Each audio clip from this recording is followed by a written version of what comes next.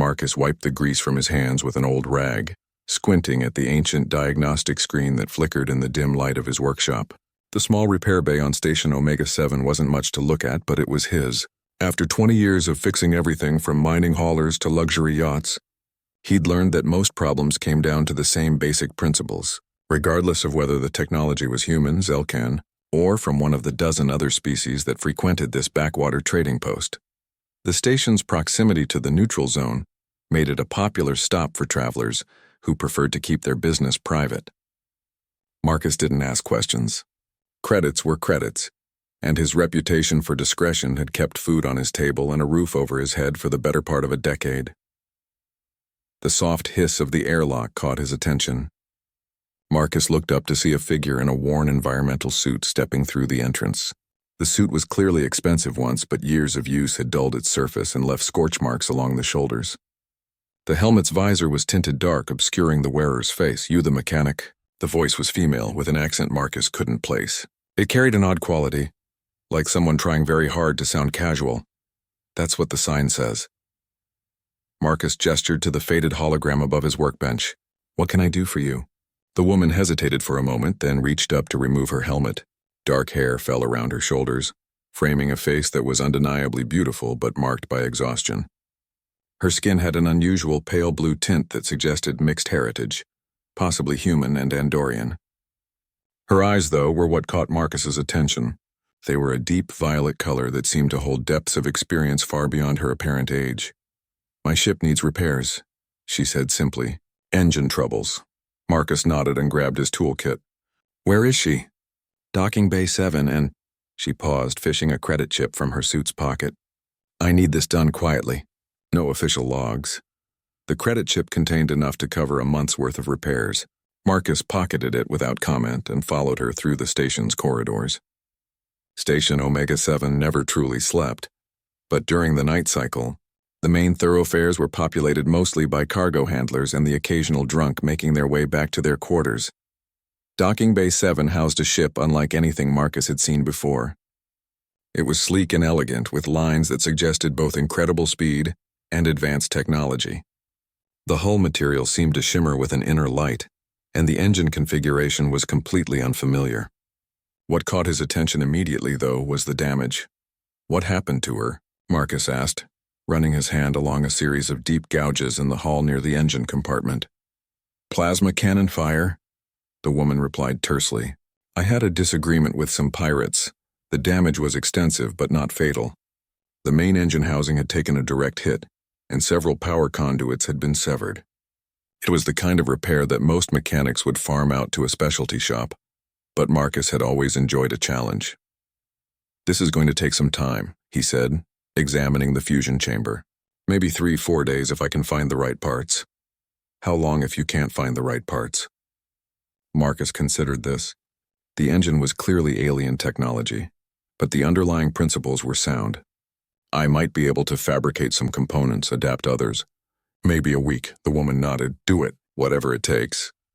As Marcus began his preliminary examination, he noticed something odd about his client. She moved with a fluid grace that suggested combat training, and her eyes constantly scanned their surroundings as if expecting trouble.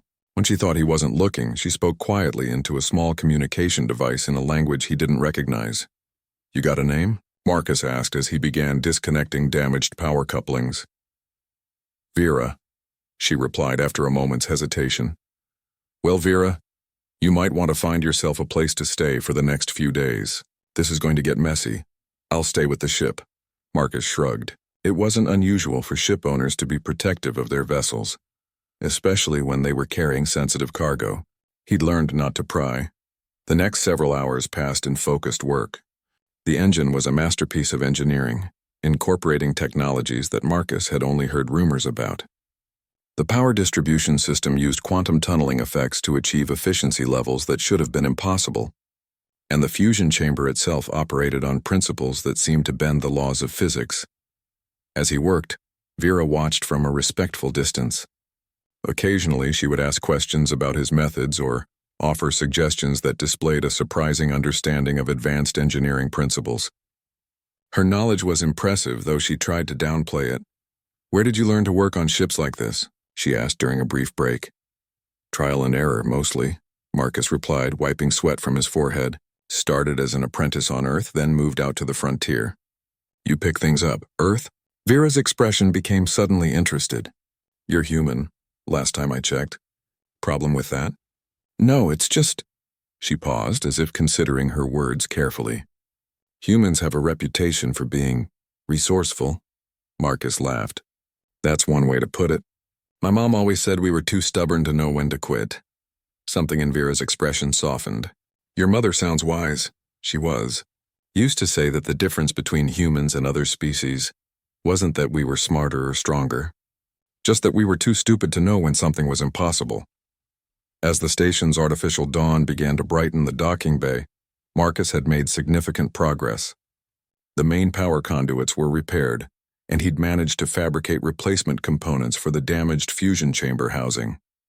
The work was intricate, requiring a delicate balance between maintaining the engine's exotic properties and making repairs with more conventional materials. Vera had dozed fitfully in the ship's cockpit, but Marcus noticed that even in sleep she remained alert to every sound. Whatever trouble she was running from, it had her deeply worried. As he prepared to begin the most delicate part of the repair, realigning the quantum field generators, Marcus couldn't shake the feeling that there was more to Vera than met the eye. The ship, her knowledge of advanced technology, the way she carried herself, all suggested someone far more important than a simple traveler with bad luck. But Marcus had learned long ago that everyone had secrets, and the best way to stay in business was to focus on the work and let sleeping dogs lie.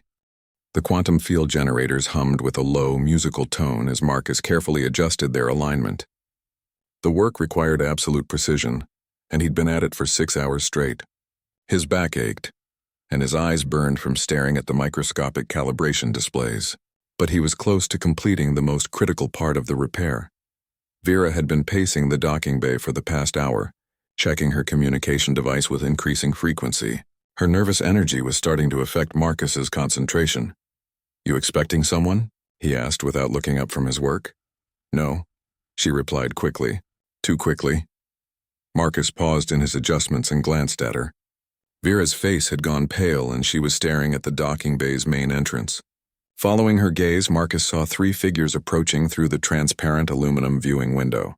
They wore the dark uniforms of Imperial enforcement, and they moved with the purposeful stride of people who knew exactly what they were looking for.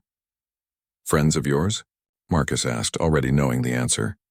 Vera's hand moved instinctively to a weapon concealed beneath her jacket. We need to go, now. Hold on there, Marcus said, stepping between her and the ship's controls. I'm about 3 minutes away from finishing this calibration. If we power up the engines now, the field generators will be out of alignment and your ship will tear itself apart the moment you try to jump to hyperspace.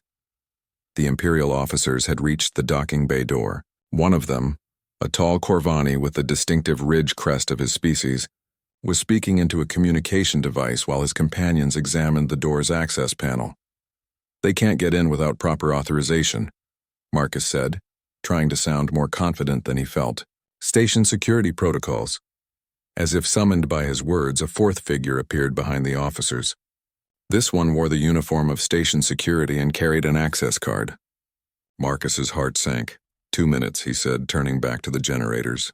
Give me 2 minutes. Vera drew her weapon, a sleek energy pistol that looked as advanced as her ship. I can buy you time. Put that away, Marcus said sharply. Start a firefight in here and you'll damage the generators. Then we're all dead.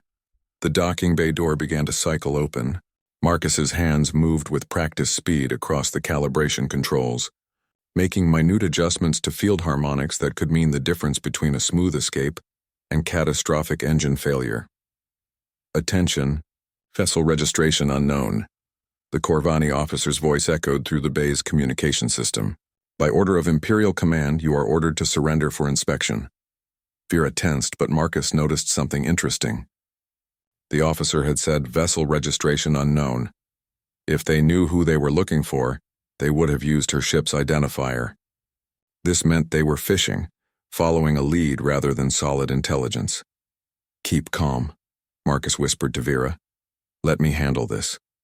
The officers approached cautiously, weapons drawn but not directly threatening. The Corvani stepped forward, his ridge crest flattened in a display of official authority. "Identify yourself," he commanded. Marcus straightened up from his work, wiping his hands on his coveralls. "Marcus Chen, licensed mechanic. This is my customer's ship. And your customer?" "Vera, Marcus realized he'd never gotten her last name. "Vera Koss," she supplied smoothly, holstering her weapon. "Independent trader." The Corvani's eyes narrowed. "We're looking for a fugitive. A dangerous criminal who may be traveling in a ship matching this vessel's description." Marcus glanced at Vera's ship, then back at the officer. "Sir, with respect, there are probably 1,000 ships in this sector that match this general description. What exactly are you looking for?" "That's classified information." "Well, I can tell you that this ship isn't going anywhere soon," Marcus said, gesturing to the open engine compartment. "Major repairs in progress. She's been here for 2 days, and she'll be here for at least 2 more. The second officer, a human woman with lieutenant's stripes, whispered something to the Corvani. He nodded and stepped closer to examine the ship. "These are military-grade modifications," he observed, running his scanner over the hull. "Aftermarket upgrades," Vera said calmly. "You know how it is with independent traders. We need every edge we can get." The Corvani studied her for a long moment. Marcus held his breath, still holding the calibration tool behind his back. 1 more minute and the field alignment would be complete. "Your identification, please." Vera produced a small device from her pocket. The officer scanned it with his own equipment, and Marcus watched the display carefully. Whatever identity Vera was using, it was sophisticated enough to pass an initial inspection. "Vera Koss, registered on Altair Colony," the officer read. "Trading license valid." Behind his back, Marcus felt the calibration tool vibrate softly, indicating completion. "The engines were ready. Everything appears to be in order," the lieutenant said quietly to her superior. The Corvani seemed disappointed but nodded. "Very well. However, we'll be posting a guard at the station until our investigation is complete. Any ship attempting to leave will be subject to additional screening." After the officers left, Marcus and Vera waited in tense silence until they were certain they were alone. Finally, Marcus spoke. "Okay, engines are ready, but we've got a problem." "They're watching the station now," Vera nodded grimly. "How long before the next supply convoy?" Marcus checked the station's schedule on his portable terminal. "About 6 hours. Why?" "Supply convoys create a lot of sensor interference when they jump out of hyperspace. If we time it right, we can slip out in their sensor shadow." It was a risky plan, but Marcus had to admit it was clever. "You've done this before." "More times than I'd like to admit." They spent the next few hours making final preparations. Marcus performed a complete systems check, while Vera studied the station's traffic patterns and sensor configurations. As they worked, Marcus found himself increasingly curious about his mysterious client. "So what did you do?" he asked as he sealed the last access panel. "Excuse me, the Imperial Enforcement guys. They don't chase small-time smugglers or tax evaders. Whatever you did, it was big." Vera was quiet for a long moment. "I disappointed some very powerful people." Must have been quite a disappointment. A ghost of a smile crossed her face. "You could say that." As the appointed time approached, Marcus found himself facing an unexpected dilemma. He could simply complete the repair and send Vera on her way, collecting his payment and forgetting the whole incident. It was the smart thing to do, the safe thing to do. But something about Vera intrigued him. Maybe it was the way she'd handled herself under pressure, or the depth of knowledge she'd displayed about advanced technology. Or maybe it was simply that he'd been living a quiet, predictable life for too long, and the prospect of adventure was more appealing than he cared to admit. "You know," he said as they waited for the supply convoy's arrival, "I've been thinking about taking a vacation." Vera looked at him sharply. "What are you saying?" "I'm saying that ship of yours is going to need regular maintenance. Advanced technology like that, it's temperamental, and something tells me you're going to need a mechanic who doesn't ask too many questions. Marcus, you don't understand what you're getting into." "Maybe not, but I understand that you're in trouble and you need help, and I understand that I'm probably the only person in this sector who can keep that ship running." The communication system crackled to life. "Supply convoy Delta 7 requesting docking clearance." Vera looked at Marcus for a long moment, then nodded slowly. "Welcome aboard, Marcus Chen."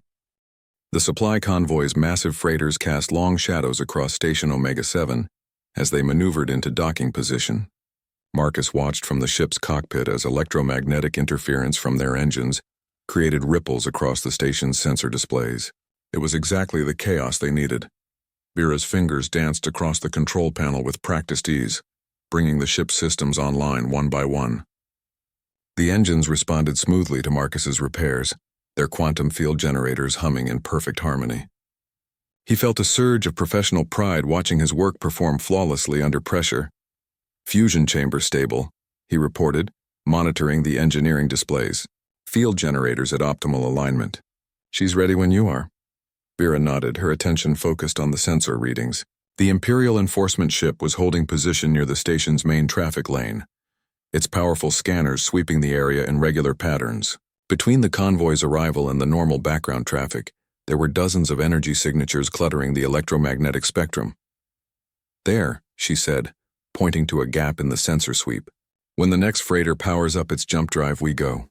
Marcus watched the massive cargo hauler begin its departure sequence. The ship's hyperspace motivator started charging, creating a cascading wave of exotic particles that would effectively blind every sensor within 100 kilometers for approximately 30 seconds. "Now," Vera whispered, and engaged the engines. Marcus felt his stomach drop as the ship lifted smoothly from the docking bay. Vera's piloting was exceptional, using minimal thrust to reduce their thermal signature while taking advantage of the station's artificial gravity to slingshot them toward open space. They slipped between two freighters like a minnow swimming between whales. The jump drive charged quickly, its exotic matter containment systems benefiting from Marcus's careful tuning. As they reached the minimum safe distance from the station, Vera's hand hovered over the hyperspace activation control. "Where to?" Marcus asked. "Somewhere they won't think to look for us," Vera replied, and activated the jump. The universe twisted around them as they entered hyperspace. Marcus had made hundreds of hyperspace jumps over the years, but he'd never experienced anything quite like this. Vera's ship moved through the higher dimensions like it belonged there, its exotic engines creating a smooth, almost musical transition that left him feeling energized rather than nauseated. "This is incredible," he said, studying the readouts. "The efficiency ratings are off the charts. Where did you get technology like this?" Vera's expression became guarded. "It's experimental. Prototype systems. Who builds prototypes like this? The research and development costs alone would bankrupt most companies." Before Vera could answer, the ship's communication system activated. A priority message was coming through on a secure channel that Marcus hadn't even known existed. Vera quickly accepted the transmission, and a holographic image materialized in front of them. The figure was clearly alien, though Marcus couldn't identify the species.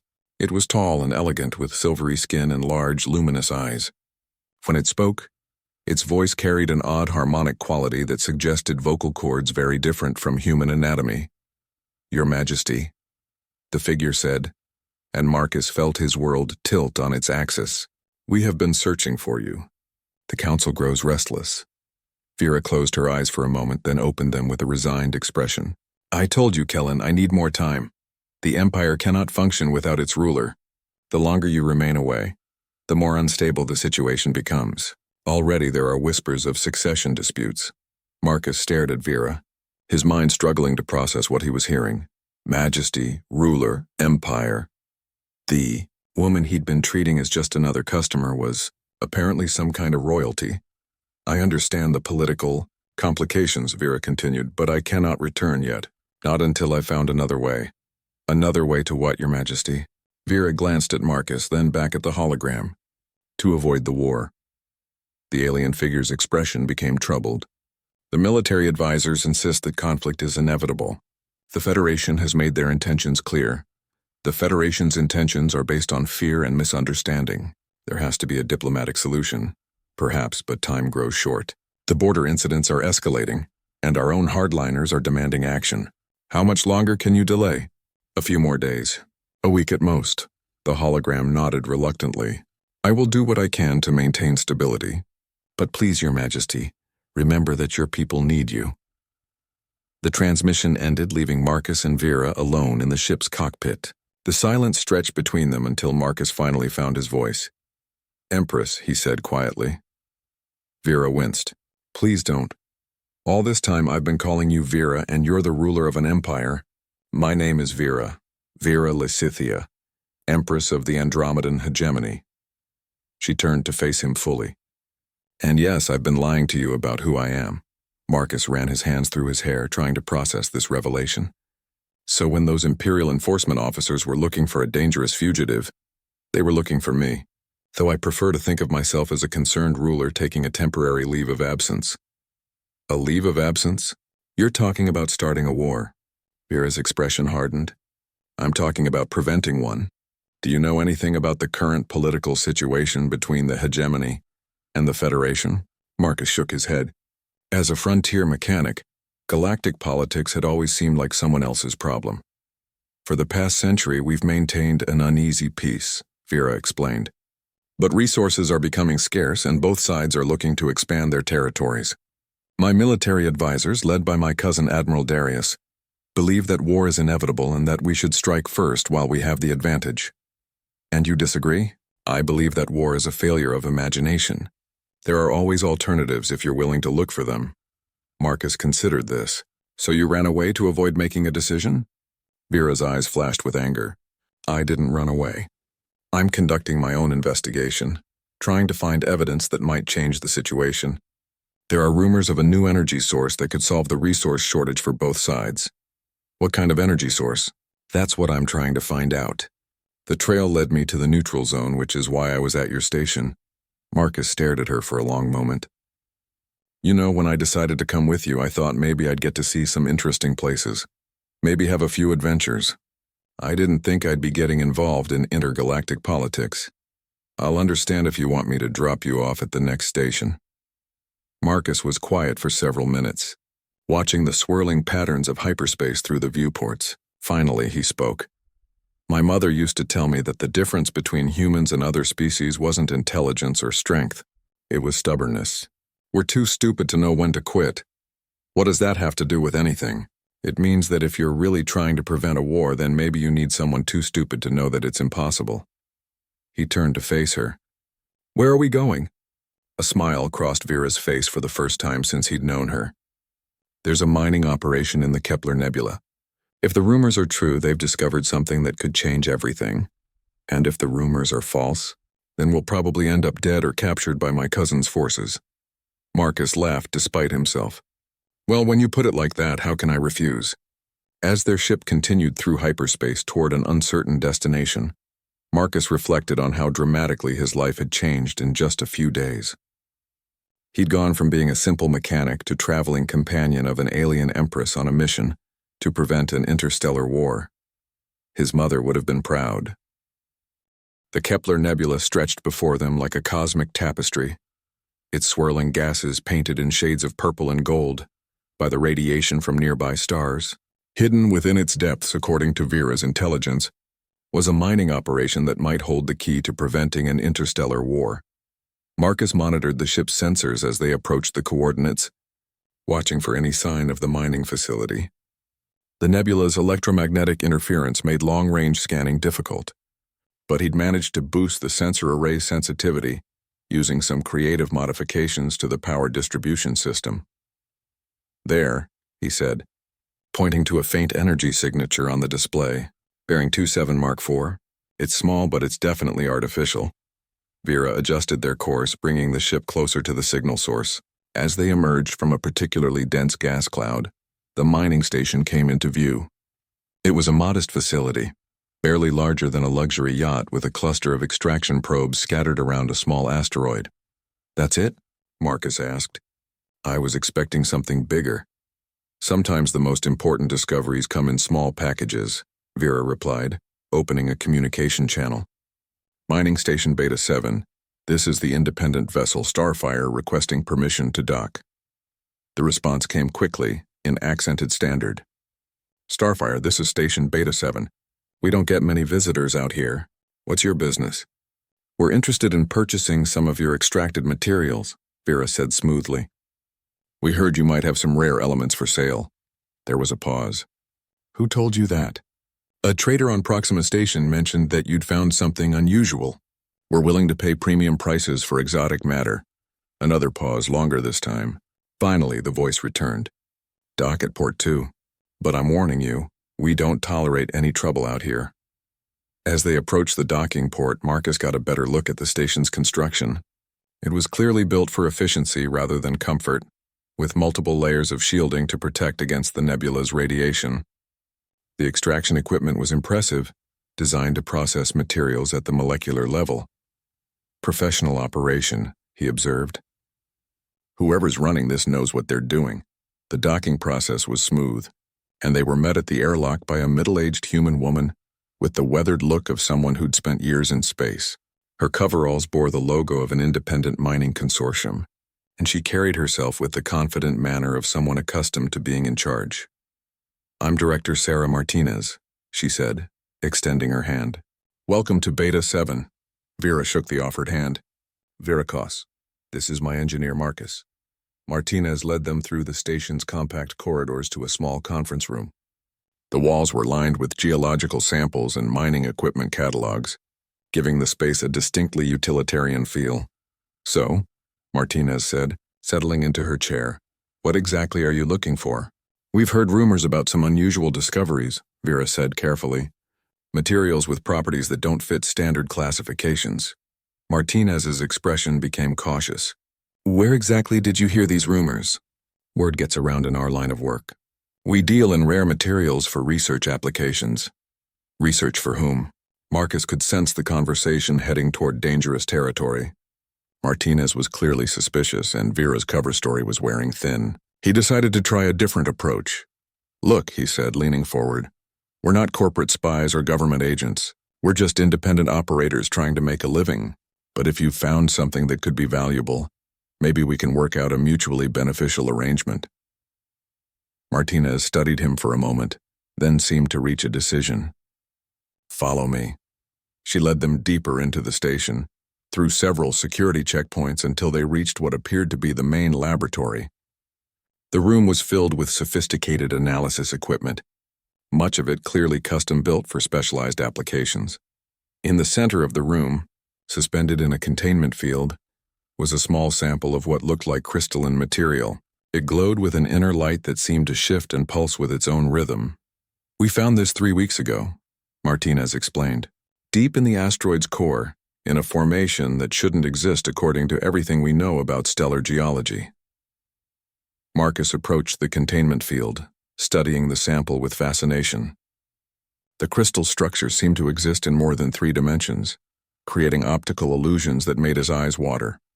"What are its properties?" Vera asked. "That's where it gets interesting," Martinez replied, activating a holographic display. "The material appears to store and release energy at efficiencies approaching 100%. No heat loss, no degradation over time." Marcus whistled softly. "Perfect energy storage." "That's impossible." "That's what we thought too. But the tests don't lie." Martinez manipulated the display, showing energy input and output graphs. "We can charge it with any form of energy, electromagnetic, kinetic, thermal, and it releases that exact amount back when we need it." Vera's eyes were bright with excitement. "How much have you extracted?" "That's the problem. The crystal formation was small, maybe 20 kilograms total. We've used most of it for testing, trying to understand how it works.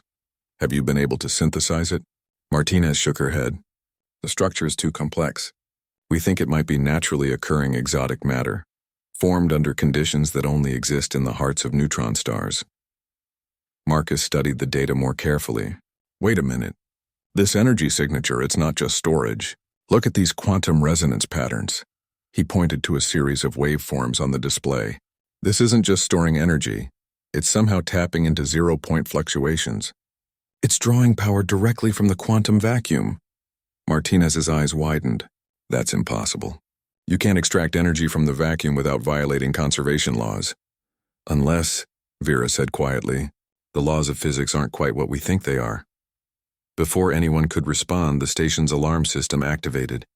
Red lights flashed and an automated voice announced, "Incoming vessels detected. Multiple contacts approaching." Martinez rushed to a nearby console, bringing up the external sensors. The display showed 3 ships approaching rapidly from different directions. Their configurations were unmistakably military. "Who are they?" Marcus asked. "I don't know, but they're jamming our communications," Martinez replied, her fingers flying over the controls. And they're powering weapons. Vera's face had gone pale. It's my cousin's fleet. They found us. The lead ship's communication came through on an override frequency. The voice was crisp and authoritative, with the accent of hegemony nobility. Attention, Mining Station Beta 7. This is Admiral Darius of the Imperial Fleet.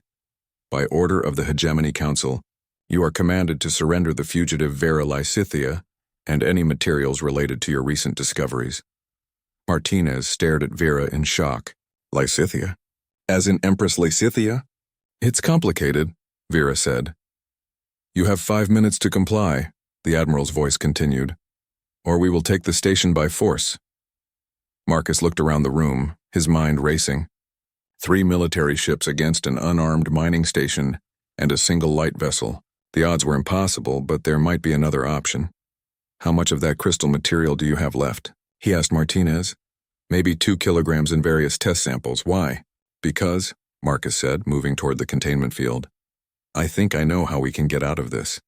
But first, I need you to tell me everything you know about how that crystal interacts with hyperspace fields.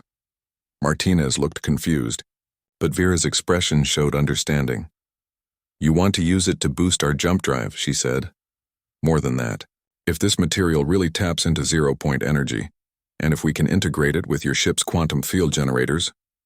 Marcus paused, running calculations in his head. We might be able to do something that's never been done before. What exactly? Martinez asked. Marcus grinned, feeling the familiar thrill of solving an impossible engineering problem. We're going to make your mining station disappear. Marcus worked frantically at the mining station's central console, his fingers flying across holographic interfaces as he rerouted power systems and reconfigured quantum field generators. Around him, the station trembled under the targeting locks of Admiral Darius's warships, their weapons charging with ominous purpose. 3 minutes, Vera announced, monitoring the communication channel. Marcus, whatever you're planning, it needs to happen fast. I need more time, Marcus replied, sweat beading on his forehead as he integrated the exotic crystal samples into the station's power grid. This kind of modification should take weeks of careful planning, not minutes of desperate improvisation. Director Martinez watched in amazement as Marcus somehow convinced systems that had never been designed to work together to form a coherent whole. The station's modest fusion reactor was now channeling power through crystalline matrices that operated on principles beyond current scientific understanding. How do you know this will work? She asked. I don't, Marcus admitted, making final adjustments to the field harmonics. But I know that crystal of yours is something special. And I know that Vera's ship has technology that shouldn't exist. Sometimes you have to trust that the universe has a sense of humor. The crystal samples began to glow more brightly as power flowed through them, their internal structures resonating with frequencies that made the air itself seem to vibrate. Marcus felt his teeth ache from the harmonic interference, but the energy readings were stabilizing. 2 minutes, Vera called out. Marcus. I know. Marcus activated the final connection, linking the crystal-enhanced power system to the station's emergency mass drivers. Martinez, I need you to evacuate all non-essential personnel to the central hub. This is going to get rough. As the station's crew secured themselves, Marcus began the most audacious engineering experiment of his career. By using the exotic crystals as a quantum resonance amplifier, he was attempting to extend Vera's ship's hyperspace field to encompass the entire mining station. In theory, it should work. In practice, it would either save their lives or tear them all apart at the molecular level. Field generators online, he announced, watching as the station's hull began to shimmer with the same strange energy patterns he'd seen on Vera's ship. Quantum resonance is building. The warships outside seemed to sense that something unusual was happening. Admiral Darius's voice crackled through the communication system, his previous calm replaced by urgency. Whatever you're attempting, cease immediately. You're playing with forces beyond your understanding. Funny thing about humans, Marcus muttered as he fine-tuned the field harmonics. We specialize in playing with forces beyond our understanding. The exotic crystals were now glowing so brightly that they had to shield their eyes. Energy readings spiked beyond anything the station's instruments were designed to measure. But somehow the crystalline matrices were containing and directing the power with perfect efficiency. 30 seconds, Vera warned. Marcus made a final adjustment and stepped back from the console. That's it. Either this works or we find out what happens when you try to fold space-time into origami. The hyperspace field expanded outward from Vera's ship like a soap bubble made of twisted light. As it enveloped the mining station, Marcus felt reality hiccup around them. For a moment that lasted forever, they existed in multiple dimensions simultaneously, experiencing the universe from perspectives that human consciousness wasn't designed to comprehend. Then, with a sensation like falling upward, they were elsewhere.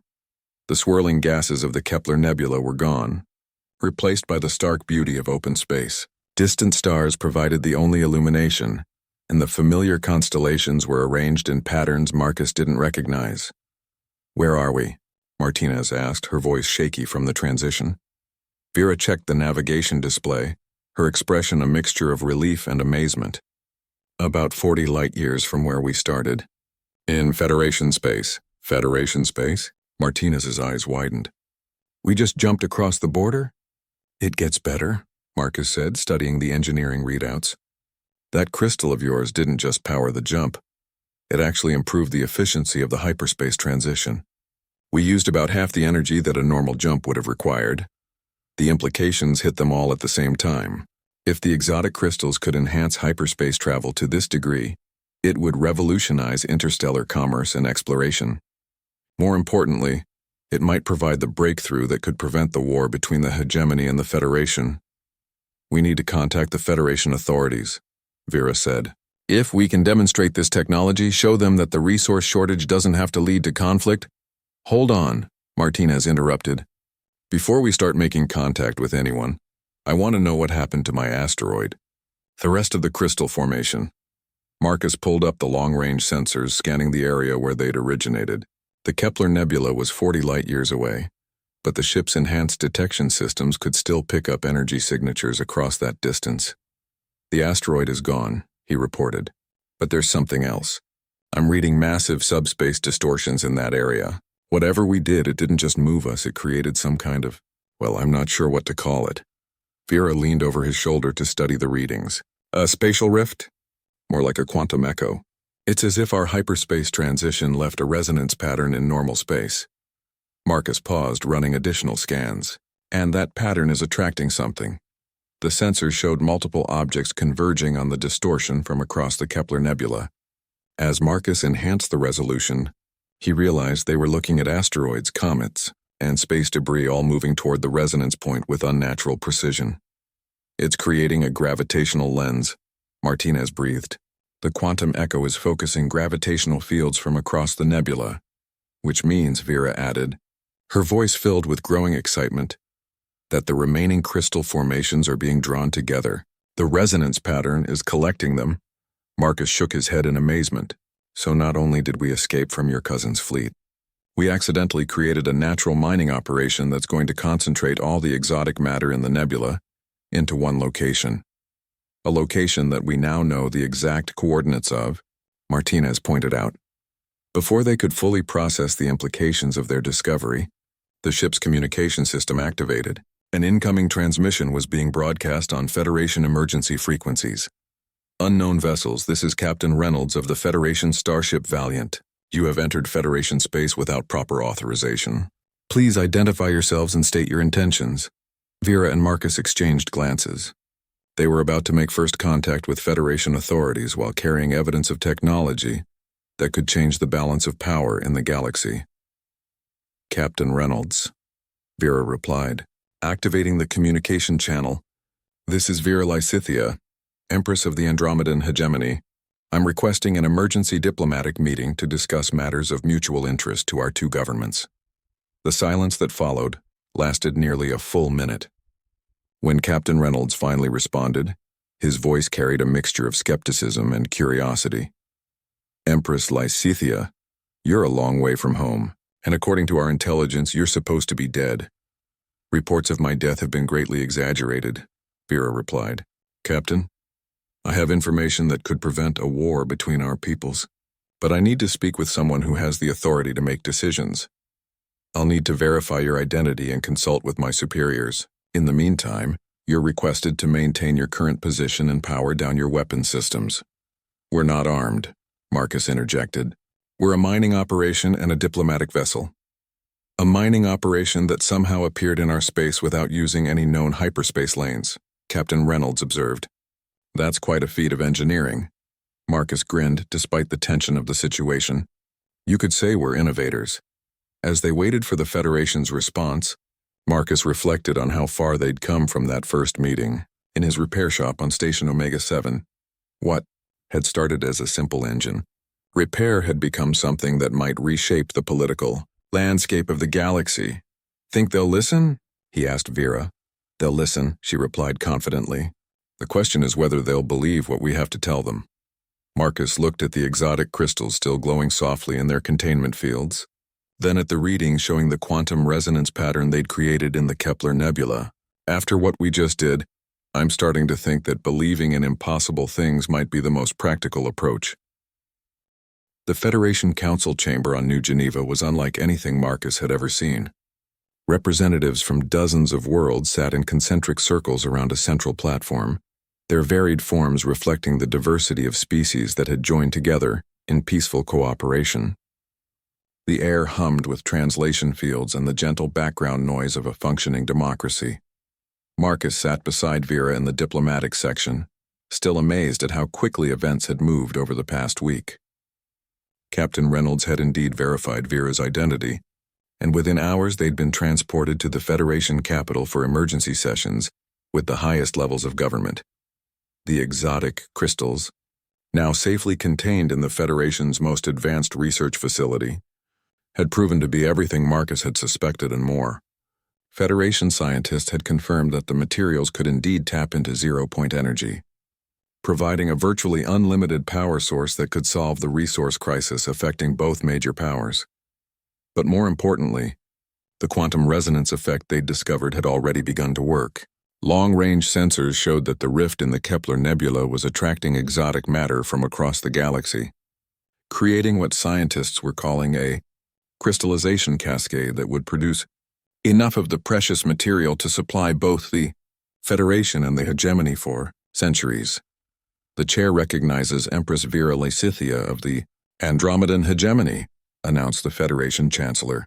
A dignified Vulcan named T'Pren Vera rose gracefully, her formal diplomatic robes a far cry from the worn environmental suit she'd been wearing when Marcus first met her. But her eyes still held the same determined intelligence that had convinced him to join her cause. Honored representatives, she began, her voice carrying clearly through the chamber's acoustics. I come before you not as a conqueror or a rival, but as someone who believes that our two civilizations have more to gain through cooperation than through conflict. Murmurs rippled through the assembly. The idea of peace between the hegemony and Federation had seemed impossible just days earlier, with both sides preparing for what many considered an inevitable war.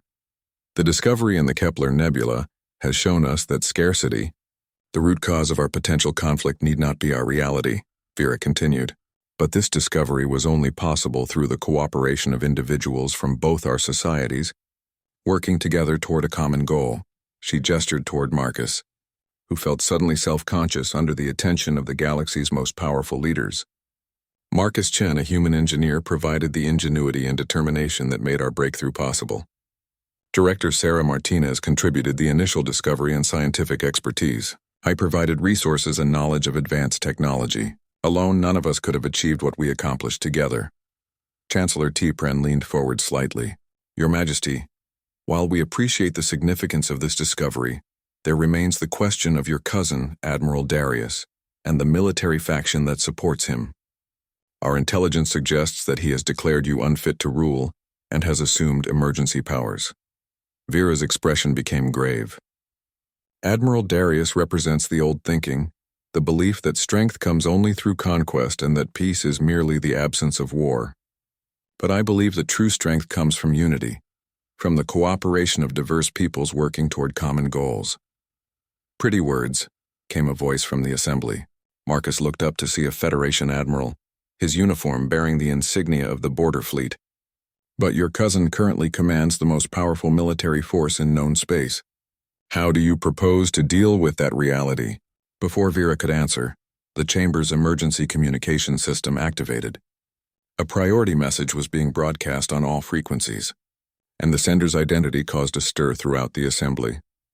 Admiral Darius appeared on the main display, his uniform immaculate and his expression stern. Behind him, Marcus could see the bridge of a massive warship, its crew standing at attention with military precision. "People of the Federation," Darius began, his voice carrying the authority of absolute command. "I am Admiral Darius of the Hegemony Imperial Fleet. I address you now to demand the immediate return of the criminal who calls herself Empress, along with the stolen technology she has shared with you." The chamber erupted in angry voices, but Chancellor T'Pren called for order. "Admiral, you are speaking to a sovereign government. We do not respond to demands." "Then perhaps you will respond to demonstration," Darius replied coldly. "Observe." The display changed to show a tactical readout of the Kepler Nebula. Dozens of hegemony warships surrounded the quantum rift that Marcus and Vera had created, their weapons trained on the exotic matter formations that were slowly gathering there. "I have positioned my fleet to control the source of this new technology," Darius announced. "Any attempt to approach the area will be considered an act of war." Marcus felt his heart sink. Their discovery, which had promised to bring peace, was about to become the catalyst for the very war they'd tried to prevent. But Vera stepped forward, her expression calm and confident. "Cousin," she said, addressing Darius directly, "you're making a mistake." "The only mistake was allowing you to play at being Empress for so long," Darius replied. "Your naive idealism has weakened our empire and emboldened our enemies. My idealism has just solved the resource crisis that was driving us toward war," Vera countered. "But more than that, it's revealed something you've never understood." "And what is that?" Vera smiled, and Marcus saw the same confidence she'd shown when facing down the Imperial enforcement officers back on station, Omega 7. "That you can't control something you don't understand." She turned to address both the Federation Council and Darius simultaneously. "The exotic crystals aren't just an energy source. They're quantum resonators that respond to conscious intent. The cascade effect in the Kepler Nebula isn't random. It's guided by the combined will of everyone who has been exposed to the crystals." Marcus suddenly understood what she was getting at. During their escape from the mining station, he'd felt a strange connection to the crystals, as if they were somehow aware of his intentions and desires. He'd attributed it to stress and adrenaline, but what if it had been something more? "You're saying the crystals are telepathic?" Director Martinez asked from her seat in the observer section. "Not telepathic exactly," Vera explained, "but responsive to consciousness in ways we're only beginning to understand. And right now, everyone who has been exposed to them, human, hegemony, and Federation alike, shares a common desire for peace." On the display, Admiral Darius's expression had become uncertain. "That's impossible. Crystals are inert matter." "Marcus," Vera said, turning to him with an encouraging nod, "would you care to demonstrate?" Marcus felt every eye in the chamber focusing on him. He had no idea what Vera expected him to do, but he'd learned to trust her instincts. Closing his eyes, he reached out with his mind toward the crystals in the research facility, trying to recapture the feeling he'd experienced during their escape. At first, nothing happened. Then gradually he became aware of a gentle humming at the edge of his consciousness. It was warm and welcoming, like the feeling of coming home after a long journey. And as he concentrated, he realized that the humming was coming from multiple sources.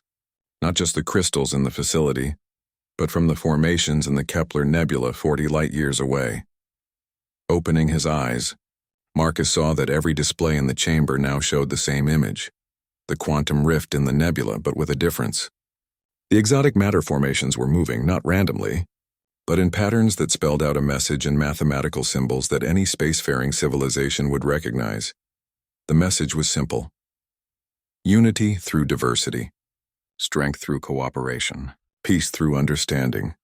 The chamber fell silent as representatives from dozens of worlds absorbed the implications. The crystals weren't just responding to Marcus's thoughts.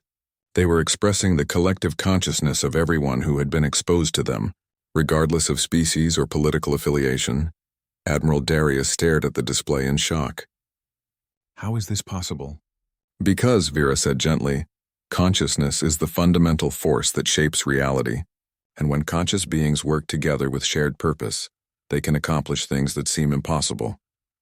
Marcus watched as the Admiral's expression slowly changed from shock to understanding. Around the nebula, The hegemony warships were powering down their weapons, their crews apparently affected by the same revelation that was spreading through the chamber. The crystals are showing us what we already know in our hearts, Vera continued. That cooperation is stronger than conflict, that unity is more powerful than division, and that the future belongs to those who choose to build rather than destroy. Chancellor T'Pren was the first to speak. Your Majesty, the Federation formally recognizes your authority and extends an invitation to begin formal negotiations for a permanent peace treaty. Marcus felt a grin spreading across his face as he watched centuries of hostility begin to dissolve before his eyes. What had started as a simple engine repair had become the foundation for a new era of galactic cooperation. Admiral Darius appeared on the display one final time, his expression humble,